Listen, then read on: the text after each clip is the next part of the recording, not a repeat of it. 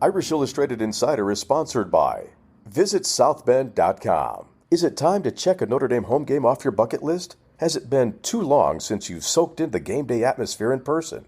Whether it's for the first time ever or in a while, start planning your trip to South Bend to watch the Fighting Irish with ideas and inspiration at visitsouthbend.com. You have tuned into Irish Illustrated Insider. It's Thursday, October 13th with Tim O'Malley from Irish Illustrated and Pete Sampson of The Athletic.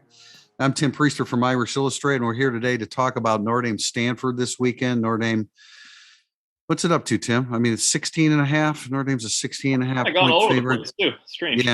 Yeah. I would imagine that it has a chance to continue to rise. But hey, before we talk about Stanford, we caught wind of the news the other day in Tuesday's practice at Beau Bauer. We weren't sure at the time what the injury was. We know that he's been battling with a shoulder, left side of his body injury, but on Tuesday at practice, he injured a knee and he is out for the rest of the season. His attempt to surpass Kurt Hinish as Notre Dame's all-time leading participant in games has come to an end. So Hinish has the record until Houston Griffith. If he plays the rest of his games this year, he will be the leader. If he doesn't, Josh Lugg is one game behind him. But Tim, you said before we started recording, everybody has a great deal of respect for Beau Bauer from day one when he came to Notre Dame as a freshman and was an impact physical player on special teams. You hate to see it happen. Yeah, you think back to Jonas Gray on senior day, but that was, and Captain Lewis Moore in the championship game, but that's more along the lines of, that hurts their pro future. This is for Beau Bauer. It's rough for he's such a dedicated captain and player to start your August or end your August camp by saying, I don't care if I start, I want to be on all four special teams. It's really important to me. I helped build that. And look, he was hurt. He was hurt, unrelated to this, playing hurt, and he was playing on all the special teams. So football and Notre Dame are very important to Beau Bauer. That's a tough break for him. Yeah, it sounds like basically until I got it's like a total destruction of the knee. All three ligaments, meniscus. So that's pretty brutal. On top of the fact that he's needs a shoulder that has to be fixed too. So really has poured a lot into Notre Dame. Kind of one of somebody that Notre Dame should celebrate as much as possible, either the rest of the season. I mean, it's kind of, Avery Davis-ish in terms of man, that guy really put up with a lot, sacrificed a lot to play here because he wanted to play here. That's the kind of story that, Notre Dame really should be celebrating. And really significantly impacts his opportunity as he attempts to move on to the next level. He's going to be in rehab for quite a while. Won't be able to show himself during January and February workouts, et cetera, et cetera. So it's tough blow for him and tough blow for Notre Dame because now they get a little bit younger, but at linebacker, but I'm sure that means that Prince Colley has a greater opportunity to participate, which will make a lot of fans happy. And he does have some real explosiveness and a guy that looks like he's going to help Notre Dame. Yeah, Tim? One more thing on Beau Bauer. Yep. Imagine needing basically a new shoulder and leveling that hit at the goal line against Brigham Young. Yeah. And that was a massive hit. That's a warrior football player, right? Yeah. Well, and we didn't see him much after that. So you wonder if maybe that hit in and of itself was a setback to the shoulder. The kid's beaten up, man. He's got a couple surgeries to deal with, which is it's pretty hard to imagine. Well, anyway, let's move on to Stanford. I wrote my Thursday thoughts today and couldn't help but express some of my thoughts on the defensive football that's being played at Stanford. And Tim, we talked about, the level of play as good as this Stanford defense was just a few years ago. Certainly, 8, 9, 10 years ago when they were absolutely outstanding. But they're not a good defensive team. I know Marcus Freeman said today that they're physical on the defensive side of the ball, and he's watched a hell of a lot more film than I have. But a word that would not come to mind for me with Stanford's defense is physical. No, the days are gone. I remember getting texts from people during Stanford games like, where do we get one of these nail-chewing linebackers that Stanford has? And they had their party at the quarterback, 46 sacks. back in the day, they had 50. They had 57 in 2012. That was probably after the party. That was probably the height of the party. Then they had plenty of parties for quarterback. That's ridiculous. But it's weird to watch them. But it's not a 1 year thing. I mean, they haven't been able to run the ball all that well for 4 or 5 years. Maybe I think they were still a successful team in 18, but not running the ball well. It's just a strange thing to see. They did change fronts in the offseason. I don't know the answer for Stanford. There's a reason Vegas has big buildings. I want to bring that up right now because I don't see an answer for Stanford in this game. But maybe we'll deal with that later on. But I really think Notre Dame can run the ball on Stanford all day long. Yeah, because everybody can run the ball on Stanford. They're 126th in the country in yards per carry allowed. They've forced 2 turnovers all season. It's dead last or tied for last with Notre Dame. Like they don't do anything well defensively. And if this was Notre Dame of early September, I might wonder if Notre Dame can run the ball on anybody just because Notre Dame's run game wasn't operating or functioning at that point. But that was a long time ago. Notre Dame can run the ball now, even on decent defensive fronts, and Stanford's defensive front is terrible. So I just have a hard time seeing how Stanford holds up if you cannot stop the run. Yeah, their interior defensive line. I said it. They number 51. Number 94, number 40. He's a Phillips. Is he a brother of the Phillips standout that they had at the nose? I'm not sure about that. Pete, I do have 2 defensive stats that I'll save for the second segment because it ties in with a question where I looked at it, it's like, why are they good in those stats? I'll save it for the second segment, but it's like, it makes no sense because they can't stop the run. They're giving up 5.6 yards per carry. 431 yards total offense per game. Now they had to play USC, Washington, and at Oregon back-to-back weeks. They played some good teams, but when they scored first against Oregon State, that was the first lead they had in 7 games. In 7 games, it was the first lead they had. It extended back to last year.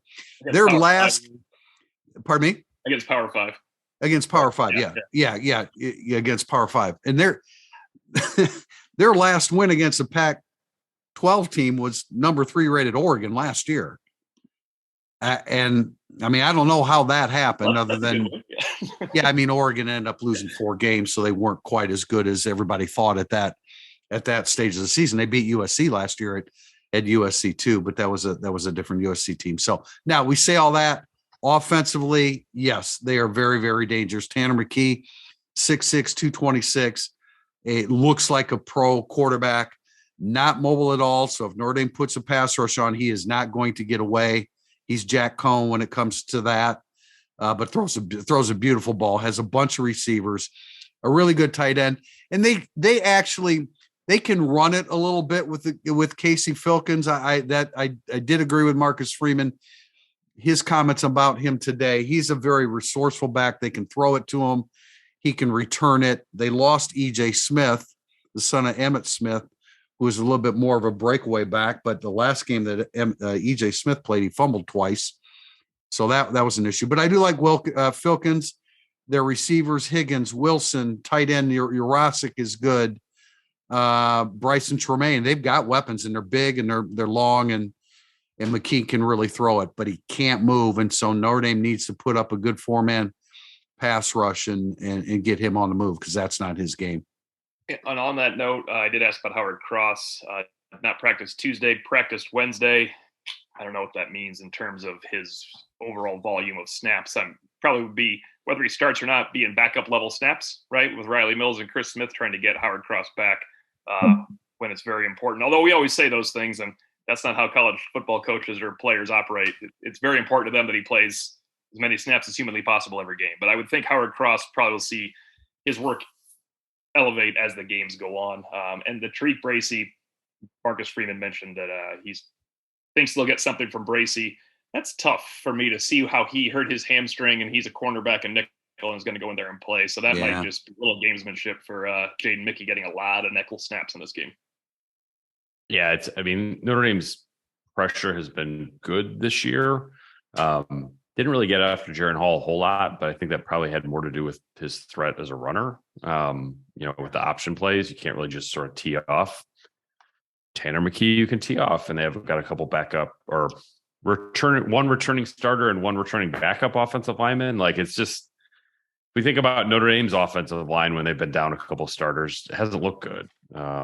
And that's sort of where Stanford is right now. Yeah, left tackle Walter Rouse is out for this game. Right guard Levi Rogers is out, and he was a replacement for a starter that was injured. So they're definitely banged up. I asked Marcus Freeman about this today because they have added, the slow mesh running play that we see that Wake Forest has made famous, which is it's a real pain in the butt to deal with that. And I thought Marcus Freeman gave a good explanation of the dilemma that it creates for linebackers, because when you stretch out that mesh point, the linebacker doesn't, what's he going to do? He has to respect the run, and it creates some gaps, behind the second level of the linebackers. And so, and then McKee will do a really good job of holding onto the mesh, and then actually throwing out of it, which puts a lot of pressure on the corner. So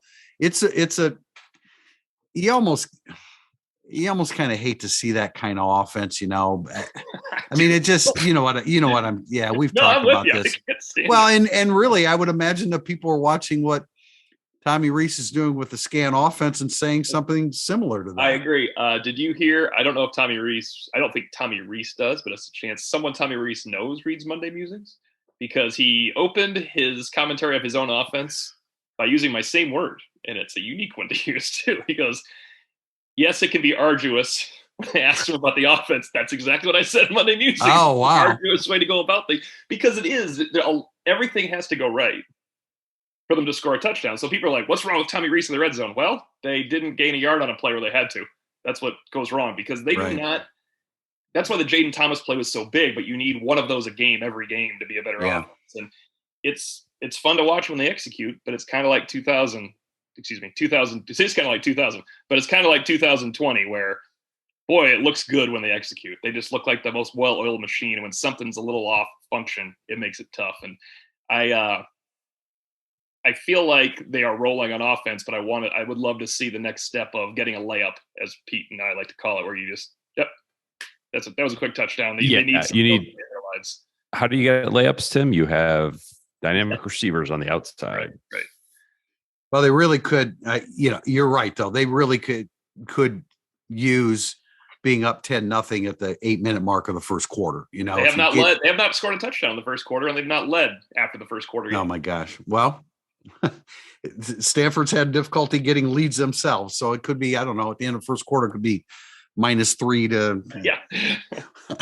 Yeah. So it's important that and I know everybody is looking for Notre Dame to, roll somebody so you can get a bunch of young players in there. And I'm sure that, the coaching staff would like to do that as well. I think we on the outside look at like getting Angeli quarterback snaps. I mean, that's important if something happens to Pine, he has to play full time. But if let's say Pine is the quarterback all year, a handful of snaps is not going to make a significant difference to Angeli. You've got to play extensively in games in order to really, really advance and benefit from it. Yeah, whether we're right or not, we just think that 10 Steve Angeli snaps helps him if he has to go into Clemson when Pine hurts his ankle. That might not matter, honestly. That scenario, it probably wouldn't make a whole lot of difference. He thinks otherwise too. Yeah. Hey, anything from interviews Monday? We had, of course, both offensive coordinator Tommy Rees and defensive coordinator Al Golden. Offensively, we had Blake Fisher. I'd never interviewed Blake Fisher. That was the first time. And then Jaden Thomas. And then on the defensive side, Chris Smith and Ben Morrison. Anything from those interviews, guys, that you want to bring to the forefront? I appreciated Al Golden saying that the safety blitz was a bad call. Yeah, on his part. Owned that. You don't get that a lot from coaches. So I thought that was kind of interesting. I spent pretty much all my time with Ben Morrison, who I think is just a really dynamic, mature individual. He sure is. I think on Monday or Tuesday, whenever we did our last podcast, like I talked about, Marcus Freeman referencing like sort of the coaching he received in high school. He didn't play in a see ball, get ball. And, he said that his dad, who played in the NFL, would like basically picks apart his film all the time.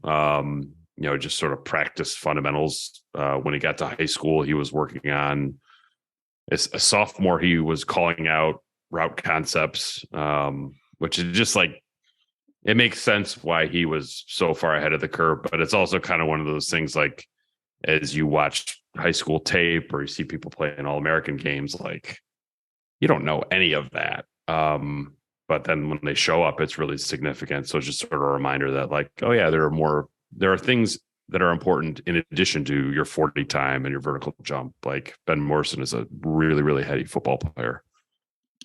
Actually, Al Golden offered some freshman commentary too that I think our readers probably have not heard yet, or our listeners have not heard yet, in that we had not ever heard of Jalen Sneed pushing, right? Since August, it was scout team, scout team, scout team. We didn't notice him at all in the spring, did not have incredible feedback. But he said, when he was specifically asked about Sneed and Ziegler, and he made a point of saying, Jalen has made a lot of progress. We traveled him last week. It wasn't because we were traveling a lot of guys. We traveled him because of his progress. So I'm not saying he's playing. In fact, I don't think he will. But that is really good news, because I had not yet heard all those positive reports. Yeah. Well, Marcus Freeman pretty much said that he's not ready to be in the rotation. But Al Golden did talk about Prince Kollie, and he literally said, after just coming off the practice field, that Prince Kollie had the best practice he's ever had since Al Golden's been there. After having a defensive highlight play along with Beau Bauer. Right.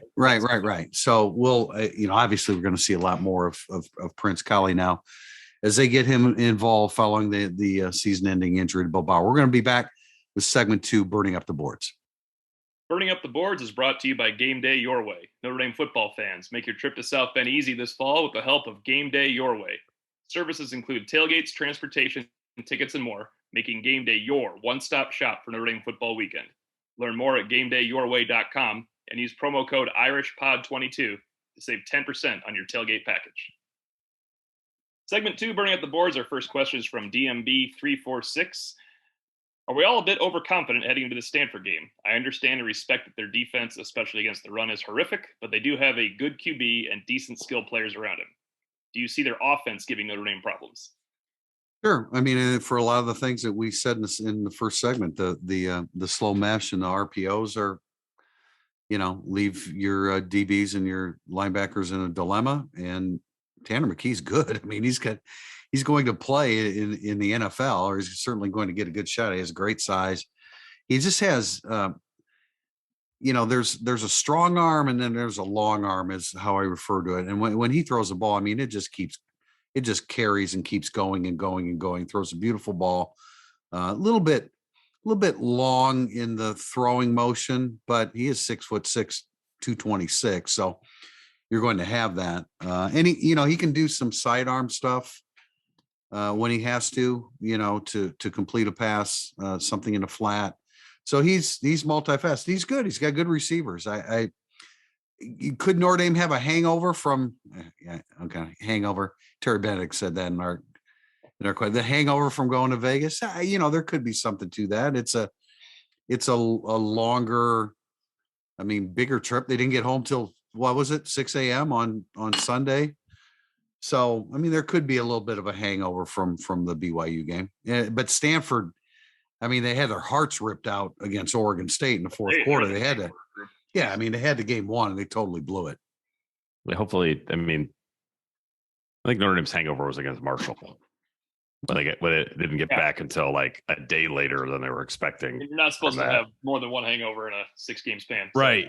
You should know better by then. But Tanner McKee last year against Notre Dame, good defense, right? He went 20 of 25 for 172 yards and a touchdown. Like, not amazing, but more than living and breathing. He's a good quarterback. So I would think that Stanford will score some points, that Notre Dame will get hit on some long pass plays or maybe a long run where they have a bust here or there. But I also think that Stanford will allow 45 points. So I don't think that's going to happen for Stanford. It's a good point. I think they'll make some hay offensively, because I think they'll be without Bracy. I don't think Cross will be at his best. Jacob Lacey's no longer there. I just took out 3 of your 15 players, right? 3 of your 15, 16 best players. And Oh, and Beau Bauer. So there's 4 of your 20 guys that were contributing. I mean, it stands to reason you can get something on those guys. Prince Collie might make a couple good plays, and then you find out, oh, there goes that run fit. Yeah. So there's a chance for some offense. Their receivers are not, I think even your insider, Tim, said they're not real speedy per se, but Tremaine is 6'4", 212. Humphreys is 6'5", 205. Higgins is 6'3", 234. Michael Wilson, 6'2", 209. And Yurosek, the tight end, is 6'4", 242, a good athlete they do a lot of different things with him.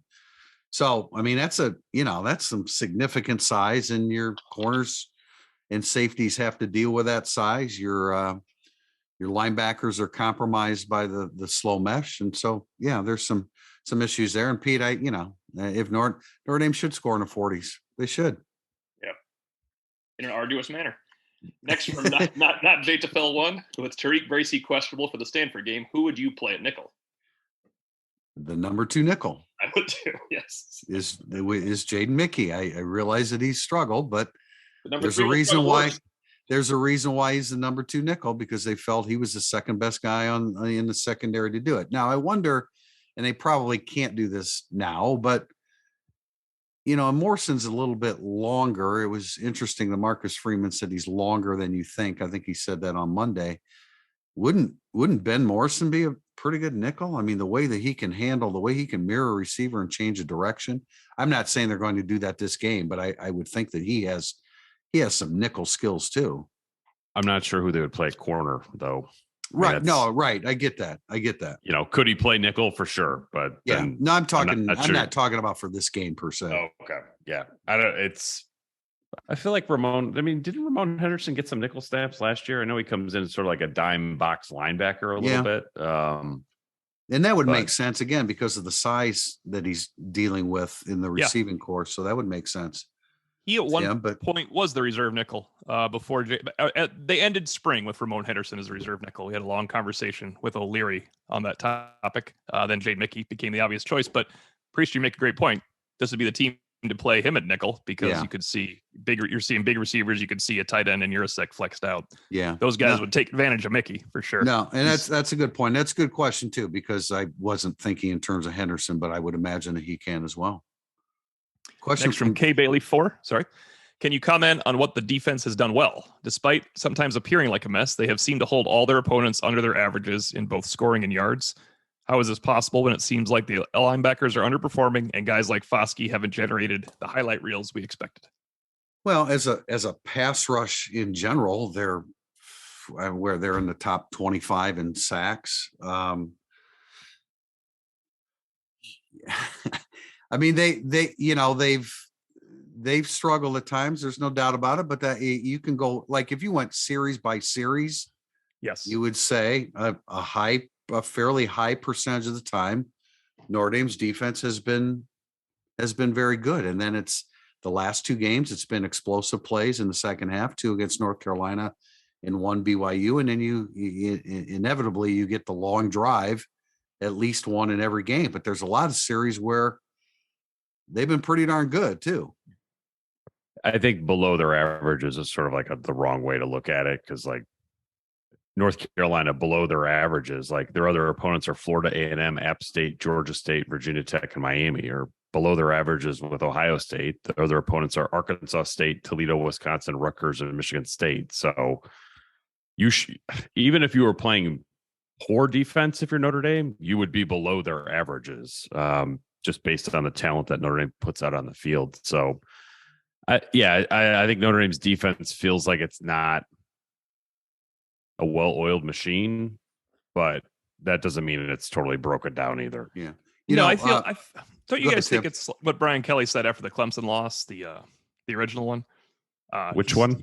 The Trevor Lawrence game in 2018, the playoffs, when it was Justin Ross and Higgins making the big plays. He said we played 80-20 defense. 80% of our plays were good and 20% were tragic. I feel like Notre Dame's playing some 80-20 defense this year. Like you go through if you scored the game, you would have a very high grade for Notre Dame's defense if you don't wait 53-yard touchdowns, right? Like this play was good. This play was good. This play was good. This play was bad. It's funny you should say that, Tim, because when I did my, normally I do it mid-season when the break comes, but it was 4 games. I always say this is the average grade and this is my adjusted grade. Okay. And the adjusted grade was definitely worse than the game by game grades because of what you're saying. I do have some numbers here as to what Notre Dame's defense does well. They're 18th in the country at 3.0 sacks per game. They've only allowed 4 rushing touchdowns, and that's tied for 20th. They're tied for 36 in total defense. They're 42nd in completion percentage. The last 3 opponents have completed 48.8% of their passes, and they're one of 37 teams to hold teams to under 200 yards passing per game. So, I mean, those are important stats too, but they're thrown out the window when you hit a 53-yarder. They're thrown out the window when you give a 20-yard run to an average running back on 3rd and 18. I mean, it also, they're thrown out the window when you lose to Marshall and they rush for more than 200 yards. And it's one of the challenges for Al Golden is he's following Marcus Freeman, Clark Lee, and Mike Elko, who were incredible. Yeah. They're all Power 5 head coaches now.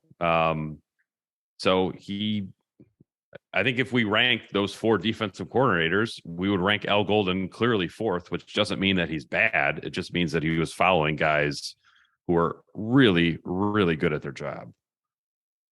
Question from Arrow Ryan. It is probably unfair to assume Drew Pine will continue to complete passes at 72% clip, but let's say Pine finishes the 2022 season completing 67% of his passes, 4-1 in TD to interception ratio, and leads the team to a 9-3 season. What do you think this does to the quarterback room in 2023? Do you still look for a transfer, and is Pine the starter next year? Pine is the starter heading into the spring behind closed doors. They would probably announce a quarterback competition because they know they have 2 starters in Drew Pine and Tyler Buckner. As for a transfer, I would definitely get a transfer if he is better than either Buckner or Pine. And if you get that transfer, someone will transfer out. I think that's a pretty good summation. I think that's a fair way to do it. I think Notre Dame's got to figure out the whole transfer situation as an institution. But just to answer this question, if I was Notre Dame, I would still try to take a quarterback transfer and let them battle it out. If Drew Pine is better and Tyler Buckner is better, great. If you can find somebody who's better than this version of Drew Pine, who with 67% completion percentage and a 4-1 touchdown, great. That's great too. Just try to make that position as good as you possibly can make it. Every year, all the time. No matter whose feelings you hurt. Yeah, you have to do that. That's the age that we live in now in college football, and you have to do it. You're competing against USC with 24 transfers. I mean, there has to be some type of adjustment on Notre Dame's part if you want to continue to compete at that level. Another possibility, of course, with regard to the quarterbacks, is to still get a 2023 quarterback, and that seems to be spinning its wheels. There was an opportunity to bring a guy in this weekend that's committed elsewhere, and then that fell through. So that's still fluid though. I still think that, it's like every couple of weeks we have a new batch or another quarterback that this is a possibility. But again, we're talking about like if you want to get a transfer, how are you going to get somebody that now has to compete with one guy that won a starting job in the preseason and the other one that is a starter and is doing a good job? I mean, I'm not sure exactly. You don't get Jack Cohn in that situation, do you? No, I wouldn't think so. I mean, the door was open for Jack Cohn, and so he walked right through it. But that scenario that I just said would clog things. So they have not handled the quarterback recruiting well. And when I say not handled, sometimes you're dealt a bad hand too. Things just don't work out. Dante Moore was ultimately proved to be the wrong guy to chase, obviously, right? So, you go back to the drawing board and do what you can. Question from Caden MC. Is there a lesson for Tommy Rees to learn from the Buckner Pine preseason evaluation? And if there is, what is it? There probably is, and I don't know what can be gleaned from it. There are very few people, if you've got 40 people involved in the Notre Dame program and 40 people that analyze them and do things like that would have said, I think Drew Pine will prove to be the better quarterback this year than Tyler Buckner as the offseason progressed, right?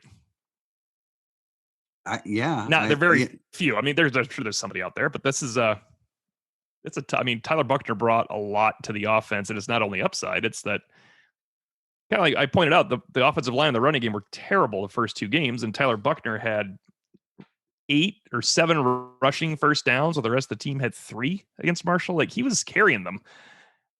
Obviously, Drew Pine, it's operating better under Drew Pine, but the offensive line is operating much better as well.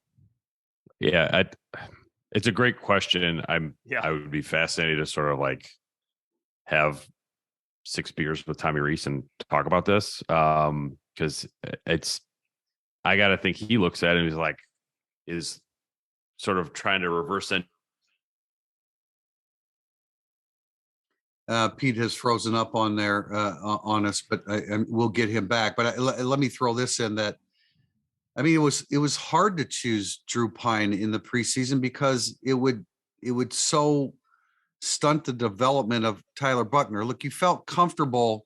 I think you felt all along that you could comfortably, hey, if something happens to Buchner, Pine's the kind of guy that you can bring off the bench for a spark. And if you have to play him long term, well, then you have to play him long term. But to start the season with Buchner on the bench and with Pine, it just didn't feel right.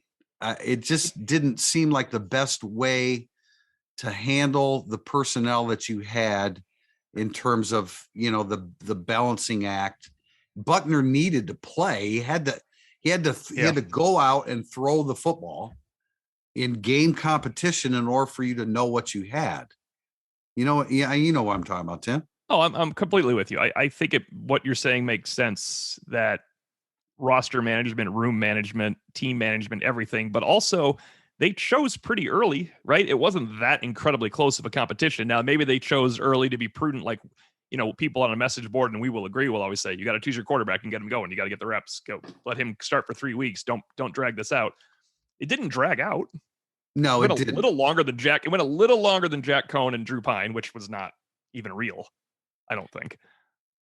No, that was not. Look, we behind closed doors said, do you really think Buchner won it? Do you really think he won it? Or was it just pulling the trigger and move in the direction that you felt most comfortable with as far as who would be the first starter?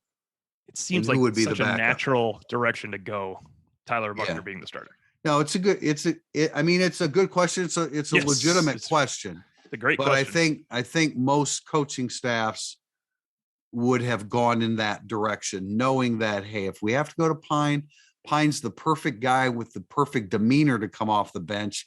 I'm not sure that you don't say that about Tyler Buchner. You had to get Tyler Buchner on the field and see what he could do and play him. Pete, were you finish your thought? You froze up during that one.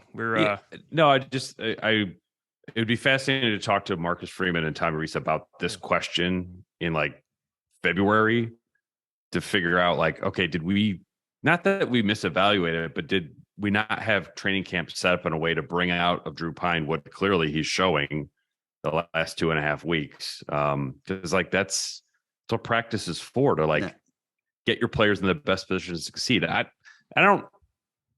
They may come to the determination like, well, Drew Pine wasn't ready to be the Drew Pine that he is right now. That's also a possibility. I would also, again, throw in that Drew Pine was probably better in practice than we realize.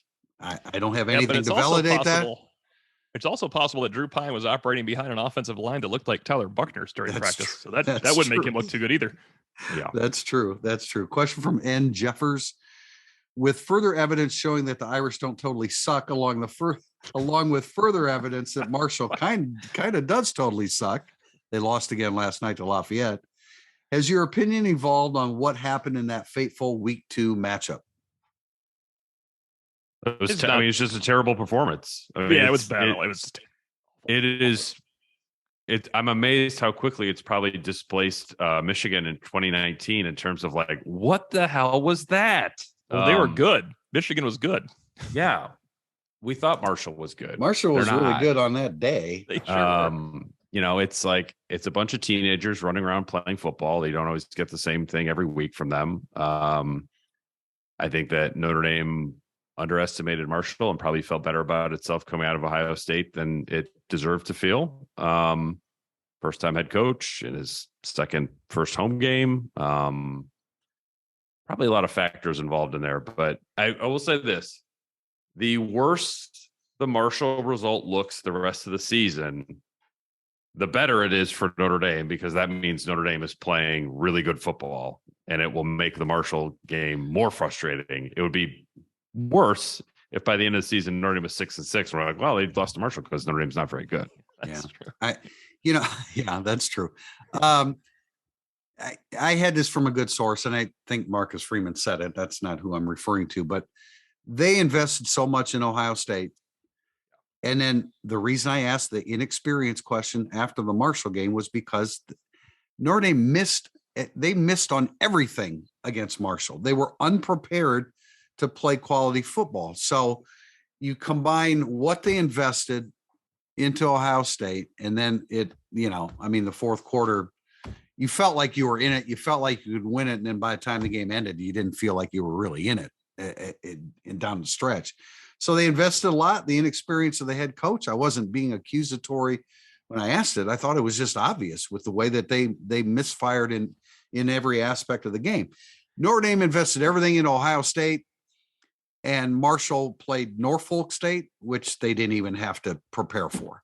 So I don't really blame Notre Dame for investing everything in Ohio State. No, I don't. I don't either. Should have been able to Ball State Marshall. You could have beat them by 10. Right, but you didn't have a head coach that knew how to get the team back, to it. And again, I'm not trying to be critical of Marcus Freeman. He was a new coach, and they misfired on everything they wanted to do. So I look back on it the same way that I thought of it at the time. It was a confluence of those things, and it's a really, really bad loss.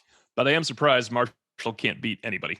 I will add that to the question. Yeah. I mean, that doesn't make sense to me that they can't beat anybody. Now, Lafayette's a good program. They lost to Troy. That's a good Sun Belt program. Oh, no. We can't go there now. No, next. Do you want me to read the next question? Those are the best teams in the Sun Belt Conference. I'm not saying they're on the level of Notre Dame, but they just lost to two of the three best teams in the Sun Belt Conference. They played good competition. They're going to win some games because there's some crappy teams on their schedule. The Bowling Green game was a letdown, but there's a lot of things going on that Marshall's finding a way to. That's the thing. The Bowling Green down was a letdown, but that's supposed to be a letdown where you don't cover the spread. Like Notre Dame wasn't supposed to cover the spread against Marshall. They certainly weren't supposed to lose. Well, how'd we pick that game? I know, but we were early on. We were all over the not covering the spread. I know. I mean, it was one thing to pick Notre Dame to win and not cover, and then we chose for them to cover too, which is rookie. It's a rookie mistake in my 41st year. It's like a rookie head coach we were in that game. Yeah. Right. It was my inexperience as a prognosticator. Next from Andrew Douglash. Is bluffing your defensive look and or shifting when Notre Dame changes the play the next progression in how teams try to stop the scan offense? I really like this question because I knew I didn't really address it when I wrote the scan offense story early in the week. And I wasn't able to get feedback on it from Tommy Rees. I don't think that's a topic that he wants to go in depth on because it's working for them. But my reaction to this question is the reason that a defense can't then look over to the sideline and make a readjustment is because you don't know when Notre Dame's going to snap the football because, as Marcus Freeman explained on Monday, there are 4 different levels of tempo. And it's one thing for the offense to look to the sideline to get the call, but it's hard for the defense to do that. I think it happened against North Carolina where the defense was looking to the sideline to see how they wanted to adjust to Notre Dame's scan.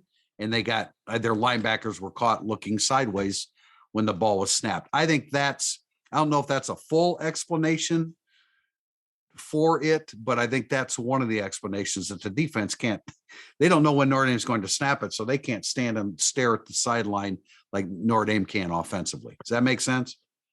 Yeah, I think so. And I mean, it's kind of how Reese liked to play as a core. Tim, he's freezing up again. Jump in there. It's I just like the fact that we have something to call Tommy Rees's offense right now, 5 games in, because we weren't calling it anything catchy at this point. Well, and if Jason Garrett doesn't say it, we're not. Right, but and then Marcus Freeman gave you, I thought, a really good follow-up, that there's multiple types of tempo we can do. And I love the fact that they go to the line and don't have a play call, and then have a play call from the look. I mean, it's right. I love it and I hate it because I have to watch them pre-snap for 25 extra seconds. But it's good as a Notre Dame, if you're a Notre Dame football fan, that it's really making the offense work. It's tough to stop, but I mean, someone's going to adjust. I'm sure Clemson has a plan in place right now they're working on. For the history of college football, there's always an adjustment. Now, you don't know how long it's going to take to get to it, because it takes, great insight and a lot of work and study. But, I'm sure Tommy Rees didn't invent the scan offense, but he has gone to this and it's worked for him. They've gained almost 1,100 yards the last 2 games. Now they need to get in the end zone, they need to follow through in the red zone, but it's just something it's helping them. It is helping them. Andy Davis too. After the first 2 games, the big question is why Chris Tyree got so few touches. 2 games later, the big question is why Tyree is getting any. That is not my question, by the way.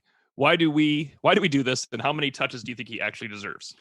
Yeah, he played really well against North Carolina, and you're just going to abandon him then? However, there was a point in the game where obviously Chris Tyree was not playing well. Now, I think he was probably banged up even before we saw him limp, right foot, ankle.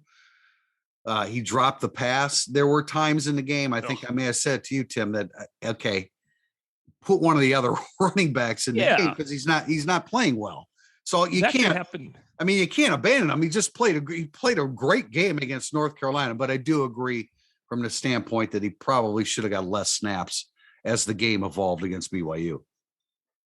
He was last in snaps among the running backs last week. I agree, didn't play that well. I think towards the end of the game, they leaned into Diggs and Estime. So thought the rotation sort of bared that out, but just abandon him after he played well against Cal and North Carolina. That doesn't make any sense. And on a reread of Andy Davis's question, he was not suggesting that, because he even offered, why do we do this all the time? I don't know why we do this. I think one running back is going to get abandoned in 5 of the next 7 games, because it's hard for all 3 to be rolling like they were against North Carolina. At some point, you got to look in the second half and say, these guys are hot. Let's go. Well, the only way all 3 are rolling is if you're approaching 600 yards total offense and scoring in the 40s. That's probably how it works. But I think we said that in our instant analysis after the game. Most of the time it's going to be 1 or 2 backs in a game, not 3, unless you're just blowing somebody out, which could put. I'm not going to say it. Go ahead, Tim. Mac 341. Does Jaden Thomas repeat his performance from last week? I don't know. Yeah, I don't know. You hope. Yeah. Well, you hope he builds on it. You would hope that he comes out of that game and says, "Yeah, I am pretty damn good." But it's been so hard to get consistency at wide receiver. I'm not going to look at 3 receptions, albeit 3 really good ones, and say, okay, he's arrived. 0 catches, 1 target would be bad. That would make me. Yeah. I think he only had 3 targets in the game, so it wasn't like he was featured per se. But typically moving forward, 3 to 5 targets per game. I think that's reasonable. I did ask Tommy Rees this question. That when someone has a game like that, do you look to keep them involved the next game? I don't think Braden Lenzy, Lorenzo Styles, maybe a little more him, and Jaden Thomas are targeted primarily we have to get them involved at all, like they do Michael Mayer. So I was just wondering, right? It's part of a progression opposed it's to all I said. Is it a function of the offense? He's like, it's more of a function of the offense, but. Yeah, maybe you make a play like that. Let's see if you can make another one. Certainly, you take another look at it. And he best described it by saying, we took a shot in game number 2. That was against Marshall. And he goes, and it didn't work. So they haven't taken the shot since then. Now I bet they take another shot because Jaden Thomas made that play. And he did mention, this will be going in one of our features on Friday, it is on him, he said, to get Braden Lenzy involved. He said Braden Lenzy has done everything he asked him to do. He pointed out, and I put it in my film review, that he was on Jaden Thomas's really nice 3rd down conversion. Braden Lenzy ran a crossing route, dig route, 15 yards deep, where he was open for 3 seconds. nobody anywhere near him. He's like, Drew Pine has got to throw that ball to Brady. Yeah, Lance. well, that's good. Yeah, that's good. But there's a 5-year pattern here that we're looking at. I know. But I think I think Reese sees him more open, and we are burying him probably. a little bit. No, probably true. It, yeah. Probably true. Question from Statman72. In theory, Stanford and UNLV should provide Notre Dame opportunities for little-used players to see game action. Which players are most likely to benefit if that is the case? I think increasingly used guys as opposed to little, like Holden Stays could be again in the passing game on more than one play. Maybe Eli Raridan is part of that 1st and goal at the 8 all of a sudden, as opposed to just blocking. Sure. Those type of guys. I don't highly recommend that. I do too. Yeah. I don't think it's a guy that hasn't played. Prince Colley and Tobias Merriweather. Yeah, there's a good one. Well, Tobias would be nice. That just so you could have a lot of followers, Pete, on this podcast. Now that Notre Dame's playing well, we don't ask about Tobias Merriweather as much. Yeah. But they do need, Benny Davis too. Why do we do that? Why are we like this? We do have to. They do have to. When there's an opportunity, like obviously, they don't feel comfortable putting Tobias Merriweather in a game. Other than like a decoy, he's been kind of that. But when the game's on the line, they haven't been comfortable, so they need to be in a situation where the game isn't on the line. And they can let him run around a little bit and feel his oats a little bit and feel good about himself. But, maybe Barnes gets a little bit more. Marcus Freeman talked about Tu Alamaka and the possibility of that happening this week. Colley, certainly. Most of the Dean linemen play. Maybe you get more of Aaronsberger. K9 is still a little ways off, but I think that he's getting closer. Not for this game. I don't know. Heck, maybe Jabron Payne. I wonder if he'll get in to just save them a little bit along the way, right? Of those running backs. Yeah, who are we missing? How about Mitchell Evans? Not really the spirit of this question, but right. Someday. Is he? We didn't ask about. Yeah, he's not back. We asked about him. I asked about him. Tommy Reese. Yeah. By the way, Tim, why don't you tell everybody you asked about Cross and some others? Oh yeah, Howard Cross did not practice Tuesday. Did practice Wednesday. Freeman thinks they'll get something out of Cross. I would tend to agree because he's a defensive lineman. It's the Bracy one. I don't see that happening, but maybe he's a superhuman. Hamstrings and groin injuries for corners. They don't usually pop right back in no matter what anybody forecasts. Yeah. I don't know. Yeah, I'm not going to go there. I'm not going to keep speculating about Notre Dame winning by a large amount here. We'll see what happens with guys getting in. Question from Kaiser Wilhelm. We've heard many, many times over the years that David Shaw will never be fired no matter how poorly Stanford plays. A year ago, we would have said the same thing about David Cutcliffe, Gary Patterson, or Paul Christ. How confident are we that Shaw is still untouchable, given how crazy the coaching market has been? Very confident. The appetite at Stanford for winning is not the appetite for winning at Wisconsin. So it's not an apples to apples situation. So that I think David Shaw he'll coach at Stanford probably as long as he wants to coach at Stanford. I asked Jackson Moore, our insider, one of these questions for Stanford, and his responses should illustrate it pretty well.